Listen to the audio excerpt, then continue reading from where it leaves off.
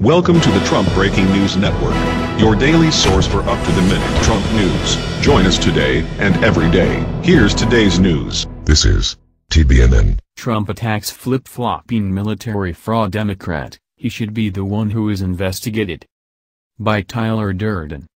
In a quite shocking rebuttal to the utter hypocrisy of Connecticut Senator Richard Blumenthal that was just exposed, explaining how terrible Trump's decision was, how great Comey was, after writing an op-ed in February slamming Comey. Here is Blumenthal in November. While stepping back from demanding Comey's resignation, as some Democrats have done, Blumenthal said Comey has a lot of explaining to do about his cryptic comments. As a former federal prosecutor and state attorney general, I believe there is serious reason for concern regarding Director Comey's cryptic comments and hope that more facts will be disclosed as quickly as possible, Blumenthal said in a statement. Such actions are highly unusual and urgently require explanation. And here is Blumenthal today. The need for a special prosecutor is now crystal clear. President Trump has catastrophically compromised the FBI's ongoing investigation of his own White House's ties to Russia. Not since Watergate have our legal systems been so threatened, and our faith in the independence and integrity of those systems so shaken. The only way to restore faith in a non-political, non-partisan FBI is to appoint an independent special prosecutor, Blumenthal said. President Trump has tweeted. Watching Senator Richard Blumenthal speak of Comey is a joke. Richie devised one of the greatest military frauds in U.S. history. For years, as a Paul in Connecticut, Blumenthal would talk of his great bravery and conquests in Vietnam, except he was never there. When caught, he cried like a baby and begged for forgiveness. And now he is judge and jury. He should be the one who is investigated for his acts.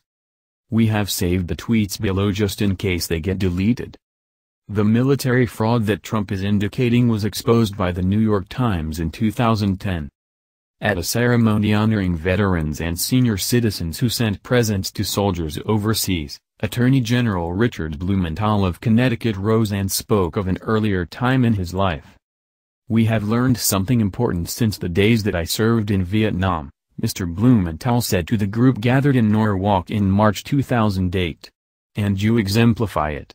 Whatever we think about the war, whatever we call it, Afghanistan or Iraq, we owe our military men and women unconditional support." There was one problem. Mr. Blumenthal, a Democrat now running for the United States Senate, never served in Vietnam.